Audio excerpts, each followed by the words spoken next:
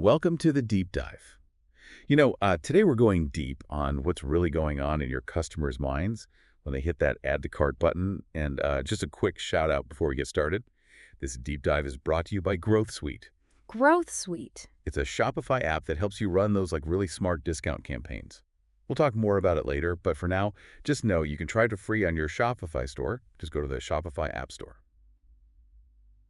Okay, so you've shared some incredible research on e-commerce psychology, and I'm excited to break this down for our listeners and really see how we can use these insights in our own businesses. Yeah, it's so easy to get caught up in the technical side of e-commerce, all the bells and whistles. But this research by Mohammed Tufik, the founder of Growth Suite, Oh yeah. he reminds us that understanding the customer, really getting inside their heads, that's the key. It's about connecting with their aspirations and helping them envision possibilities, not just, optimizing for clicks and conversions. Mm. Absolutely. It's we're not just selling products, we're selling a feeling and experience. Let's jump right in with the first principle, loss aversion. The research uses this dice game example. Imagine you could win $100 by guessing a dice roll, but an incorrect guess costs you $10. Would you take that gamble? Right. Most people wouldn't, even though the potential reward is much bigger than the risk. And that's because of loss aversion. The fear of losing that $10 feels way stronger than the potential joy of winning 100. It's like that feeling of oh, I don't want to lose Mm. is so much stronger than, yeah, I could win. So how do we actually use this in our stores? It's not like we're asking customers to gamble. Right. Think about how you frame your discount offers. Instead of just saying, 20% off, try don't miss out on saving $20. It's a subtle shift, but it taps into that fear of missing out and makes the offer way more enticing. Oh, I see. It's like you're presenting the discount as something they already have and they could lose it. Mm. That's clever. Okay, this leads perfectly into the halo effect. Tell me about that one. All right. So imagine you're choosing between two salespeople, right? One is impeccably dressed, super sharp. The other one is in casual clothes. Who are you more likely to trust? Probably the well-dressed one. It's like they just seem more put together, more professional. Exactly. Their appearance creates this positive halo that extends to their trustworthiness and competence. Now think about your online store. Is your salesperson well-dressed? So you're saying a polished website is key. Mm-hmm. But does that mean I need to completely redesign my site? Not necessarily. It's more about consistency and attention to detail. High-quality product photos, well-written descriptions, even a fast loading speed. All of these things contribute to creating that positive first impression. So it's not about being flashy. It's about being professional and trustworthy in every detail. I get it. So this focus on familiarity and trust over time, that brings us to the mere exposure effect, right? Right. Think about it. Have you ever chosen a detergent brand just because it felt familiar? Oh, all the time. I don't even think about it. I just grab the one I've always used. Exactly. The more we see something, the more familiar and likable it becomes. So in e-commerce, it's about consistently staying on your target audience's radar. Think remarketing campaigns, email marketing, even just regular social media updates. So it's stay top of mind, but don't be annoying. That's a tough balance. It is. The key is to offer value with every interaction. Don't just spam them with ads. Share helpful content, give them exclusive deals, behind-the-scenes peeks. Make them glad to see your brand pop up. Okay, that's smart. Now, this zero price effect, this one sounds interesting. We're just giving stuff away for free. Well, not exactly. Remember that grocery store example? Oh, yeah. Two deals offer the same savings, but one is labeled free, even though it's technically a discount. And everyone goes for the free one. I've totally done that. Mhm.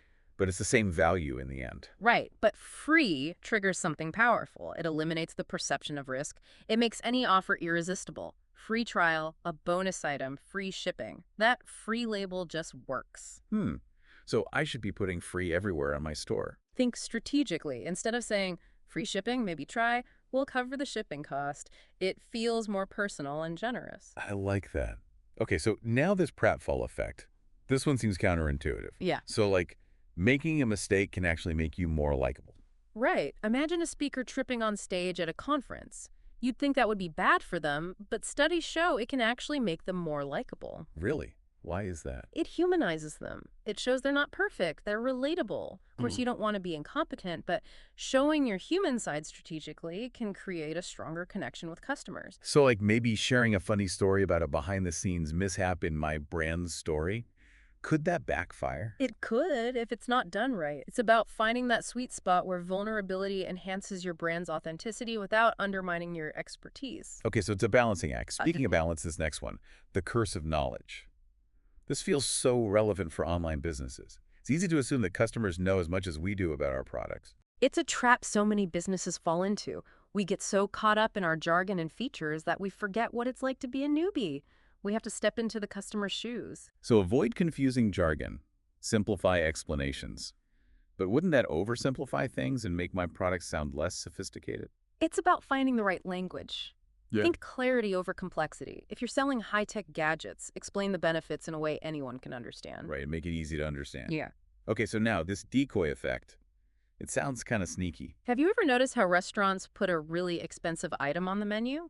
Oh yeah. It makes the other dishes seem more reasonably priced. Totally works. You feel like you're getting a good deal. That's the decoy effect in action. By adding a less attractive option, the decoy, you can nudge customers towards your preferred choice. Think about subscription plans or product bundles. Offering a less appealing option can make your target offer look much better. So it's all about context and framing. Yeah. Could this backfire though? Like if the decoy is too obviously bad, It could. The decoy effect works best when it's subtle. The decoy needs to be a plausible option, even if it's not the most appealing. okay, I'll keep that in mind. So now tell me about this paradox of choice. Is it really a problem to have too many options? Remember that jam example? Oh yeah, the one with like 24 different flavors. Right. They offered 24 different jams, but people bought less compared to when they only offered 6 choices. Too many options can lead to decision paralysis. So instead of showing my whole inventory, I should curate a smaller selection. Not necessarily. You're not hiding your products, but guiding the customer journey. Feature best sellers, create themed collections, offer personalized recommendations. Make it easier to decide. Okay, that makes sense. It's about reducing that overwhelm and creating a smoother shopping experience. So speaking of smooth, our final principle for today, the bandwagon effect. Everyone wants what everyone else has, right? It's a powerful social phenomenon. Think about concerts or those trendy shoes. We're more likely to do something if we see others doing it. So how do I create this bandwagon for my products? Should I just tell everyone they're super popular? Authenticity is key. Showcase genuine customer testimonials. Feature user-generated content. Partner with influencers who actually love your products. It's about leveraging social proof ethically and building trust through real experiences. It's like that. If everyone else is doing it, it must be good feeling. This has been so insightful. I'm already starting to think about how to use all of this in my store. Absolutely. And remember, it's not about manipulating customers. It's about understanding them and creating an experience that's both persuasive and enjoyable. And speaking of enjoyable experiences, this deep dive is brought to you by Growth Suite, Growth Suite. that awesome Shopify app that helps you run smart discount campaigns. Remember, you can test it out for free on the Shopify App Store. Now, before we move on to some specific tactics, I want to leave you with a thought. How can you use these principles not just to increase sales, but to build a stronger, more meaningful relationship with your customers? That's a great question to ponder. We'll be back soon to explore that further. Stay tuned. We were just talking about that bandwagon effect, right? And how showing like authentic social proof can be so powerful. But it's not just about, slapping a bunch of testimonials on your website. Yeah, it's more than that, right? Right. It's about highlighting why people love your products. What problems do they solve? How do they make customers' lives better? It's about those real stories. Exactly. And think beyond just your website. Yeah.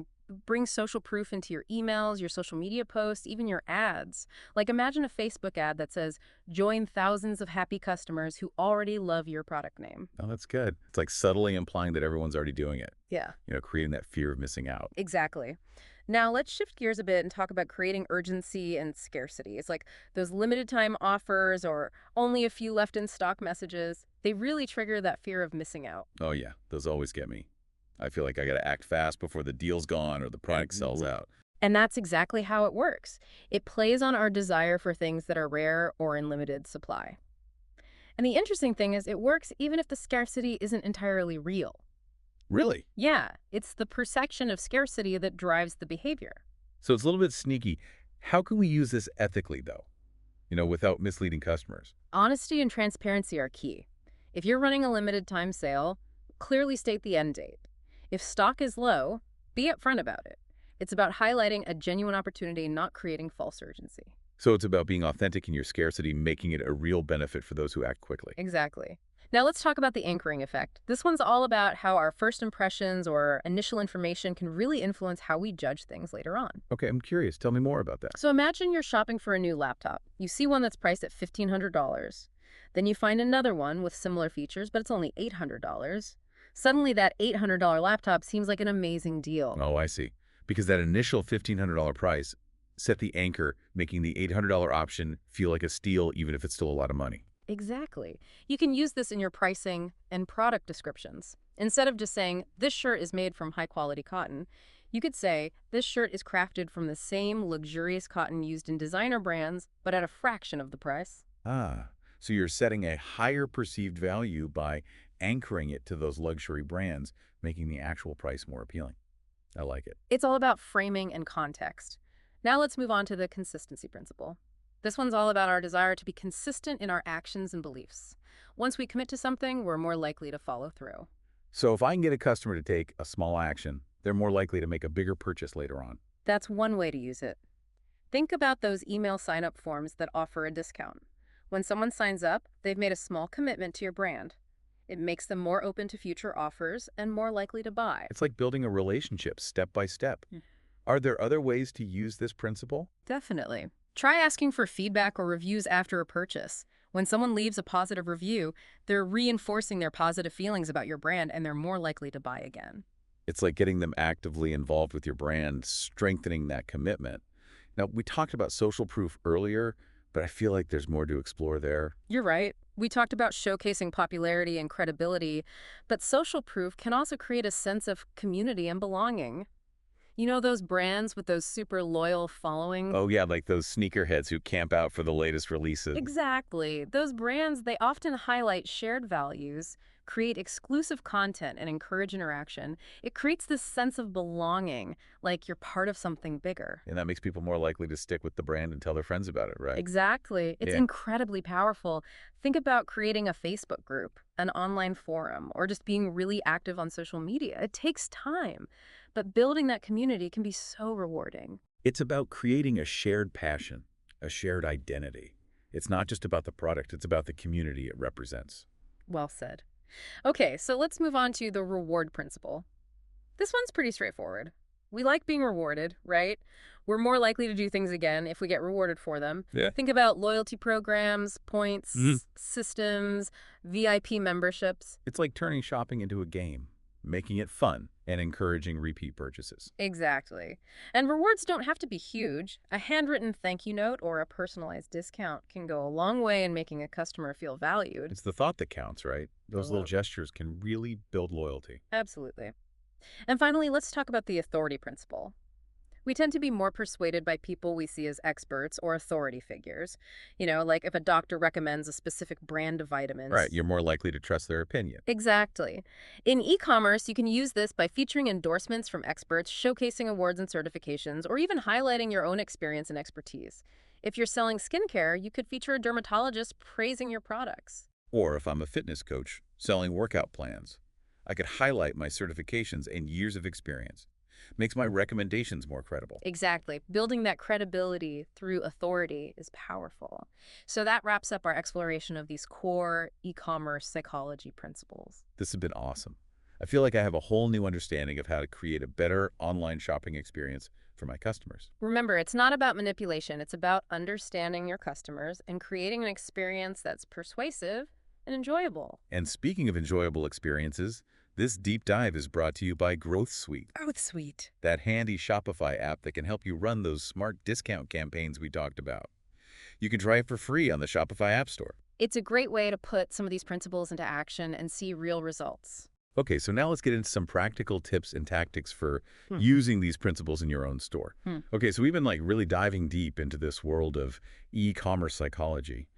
Figuring out all the little things that can influence how customers see your brand and whether they actually buy from you. You're fascinating, right? It is. It's not about tricking anyone. It's more about understanding what makes people tick and Yeah. using that to create an online experience that actually works. Exactly. We're not fighting against human psychology. We're working with it. Right. And it seems like this idea of building trust and credibility keeps coming up. Customers have so many choices online. So how do we make them trust us? How do we Okay. convince them that we're the real deal? Yeah, it's not a one-time thing. It's about the whole package. A high-quality product or service is obviously the foundation, but it goes beyond that. It's your website, your customer service, your marketing, every single interaction. So it's like walking the walk and talking the talk, Mm. being authentic and transparent through and through. Exactly. And trust takes time. You have to keep showing up, delivering on your promises, and exceeding expectations. So let's get practical. How can we actually use these principles in our businesses? Yeah, let's get down to brass tacks. All right, let's start with loss aversion. Remember we talked about framing your offers to highlight what customers might lose? So how can we weave that into our product descriptions and marketing copy? Hmm. So instead of just focusing on the benefits, like saying, this blender makes delicious smoothies, I could say something like, don't miss out on the freshest, healthiest smoothies every morning with our powerful blender. Exactly. You're subtly emphasizing the potential loss, making the benefit of owning your product even stronger. Oh, I see. It's like tapping into that fear of missing out. Okay, Sure. what about the halo effect? How do we apply that to our online stores? Think of your website as your storefront. Does it look professional? Does it inspire confidence? Think high-quality product photos, clear and concise descriptions, a smooth and secure checkout process. It's all about that first impression. So it's like making sure everything is top-notch, polished, and professional. Okay, what about staying top of mind with the mere exposure effect? How do we do that without being annoying? Consistency is key. Remember, use remarketing, email marketing, social media to stay on their radar, but always offer value. Don't just spam them. Share helpful content, offer exclusive deals, give them a sneak peek behind the scenes. Make them want to see your brand pop up. Okay, and the zero price effect, that free magic word. How do we use that strategically? Find genuine ways to incorporate free into your offers. Offer free shipping, a free bonus item, a free trial. Even just saying, we'll cover the shipping cost can make a difference. Yeah, it feels more generous somehow. Okay. Okay, the pratfall effect. This one seems tricky. How do we show vulnerability without looking incompetent? It's a balancing act, right? You could share a lighthearted story about a behind-the-scenes mishap or poke fun at yourself. It humanizes your brand, but don't do anything that makes you look bad or undermines your expertise. Show your human side, but keep it professional. Got it. Okay, what about the curse of knowledge? How do we make sure we're not confusing potential customers with all that industry jargon? Always think about the customer. Explain things clearly. Avoid those technical terms. Focus on the benefits and the value. Don't assume they know as much as you do. Keep it simple and straightforward. Mhm. Okay, the decoy effect. This one felt a bit manipulative. How do we use it ethically? It's all about subtlety. When you're offering bundles or different subscription levels, add in a less appealing option to make your target offer look better. But make sure the decoy is still a real option, not just a total dud. Okay, so it's about framing and context. Yeah. Got it. And the paradox of choice. How do we keep customers from getting overwhelmed with too many options? Curate your selection. Feature your best sellers. Create themed collections. Offer personalized recommendations. Make it easy for them to choose. Guide them to the perfect product. Yeah. Okay, and last but not least, social proof. How do we use that effectively without being fake? Showcase real testimonials. Encourage customers to share their experiences. Partner with influencers who genuinely love your brand. Let those authentic voices speak for themselves. Let the quality and the passion shine through. This has been an amazing deep dive. I feel like I have a whole new toolkit to work with now. Remember, it's all about understanding your customers and creating an experience that feels good to them. And speaking of good experiences, don't forget to check out Growth Suite, the Shopify app that helps you run those smart discount campaigns. We talked about it earlier, and you can try it for free on the Shopify App Store. It's a great way to put these ideas into action. All right, that's it for today's deep dive. Thanks for joining us. We'll be back with another fascinating topic soon.